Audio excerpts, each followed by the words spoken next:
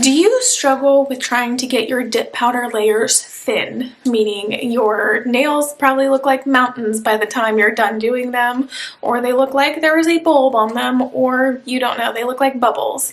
I've been there, I know those struggles, and yes, it is difficult if you don't know how to navigate how to apply your base bond liquid. I think the key to a great manicure is the base bond liquid that you use. In today's video, I'm going to talk about my key tips and tricks on how I get thin nails, because y'all know I do my dip powder manicures over top of builder gel.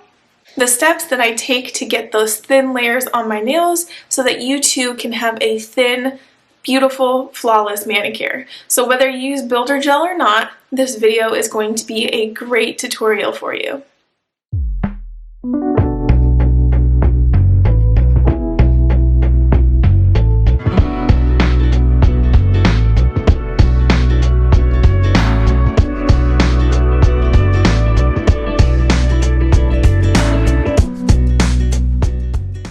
So like the intro stated, we're going to be doing thin layers. I already did 4 of my 5 fingers on my right hand, so I'm going to demonstrate this thin layer application on my thumb for you guys, so you can really see how I replicate everything I just did on these 4 fingers on my thumb. I also use Triple D Dip Base Liquid. I use her entire dip system, and I totally believe that thin liquids are the most important step to getting thin layers. So I'm just showing you guys here kind of like what I find important in a liquid is not only thin liquids, but a thin brush. So the Triple D brush isn't super long, it's not super wide, it doesn't fan out like crazy. So this helps ensure that my liquid doesn't go everywhere all over my nail, it goes specifically where I put the brush. So when I open my bottle, it is important that not only I have a thin liquid and a thin brush, but I wipe off the excess liquid on the inside of the bottle. These bottles do not come with wiper inserts, so I find it very important before I put liquid on my nails is to wipe off the insert. So I'm going to demonstrate it a couple times here in case you need a visual. I think you need to be careful with this step because sometimes you can get too much liquid on the rim and your bottles will glue shut. So be very deliberate about how you wipe it and make sure to clean your bottles after every use. I want you to think of your nail as zones. So zone 1 is going to be your cuticle area, zone 2 is the center of your nail, and zone 3 is the bottom of your nail, where the free edge is. Now that we've covered all those topics, let's put everything into action. So I just wiped off my liquid on the inside of the bottle, and I'm going to put my brush on zone 2, which is the center of the nail. I'm not going to go near my cuticle area. I'm going to make sure that the brush is starting at the center, and then I'm going to work it down towards the free edge. So brush hits the nail, brushing down towards the free edge. I'm trying to cover the entire nail, so I've done it 3 times, and then I need to work the brush up towards the cuticle area and fan it to the cuticle area.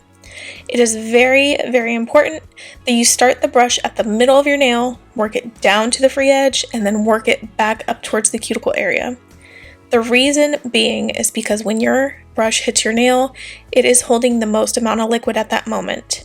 You do not want to flood your cuticles or have the thickest amount of liquid at your cuticle area. You only want the remnants of the liquid that's left on your brush at your cuticle area, and this will help ensure that your cuticles are thin and it will have that beautiful tapered look.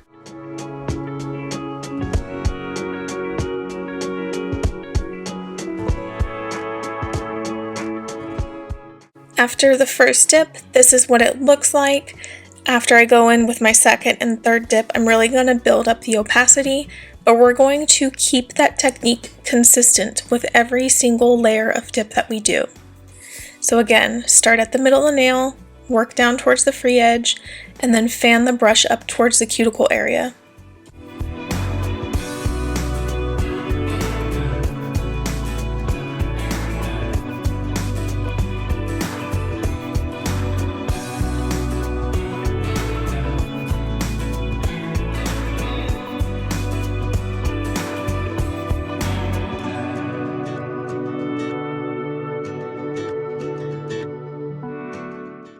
This is just a little tip. If you get any excess on your cuticles, just take a cuticle stick and clean around your cuticle area. This will make sure that you have a cute, clean line around your cuticles. So this is 2 dips, and you can see how thin my nail is. I personally have a layer of builder gel under my nails. I know a lot of people do a clear dip to build up their apex. It is not necessary if you just want to use dip powder only, but just imagine how much thinner your nails would look if you didn't have the clear foundation like I do underneath here.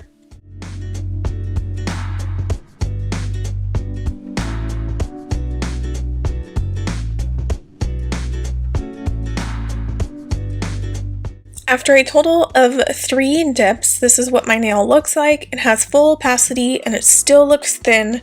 So if you have a little bit thicker liquids, I really recommend that you thin them out when you're wiping the liquid off the insert of the bottleneck. But this is what they look like completely dusted off. So I'm going to go ahead and activate everything and do a quick little bit of filing so that you guys can see how that works.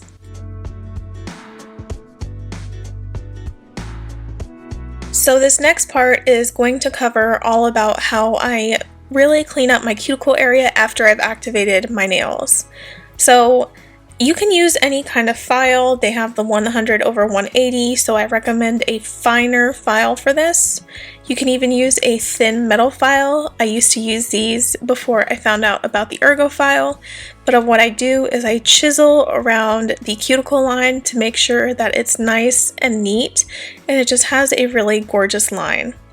The ergo file is really amazing. It's made out of glass and it gets in that little nook and cranny where the cuticle line is, but also does not have a harsh edge that touches your skin, so you don't have to worry about filing your skin and damaging your skin. If you're interested in following for a full filing and buffing routine, do not worry, that video is coming up next week and you can see all about how I file, shape, and buff my nails after they've been dipped. So here's a little preview.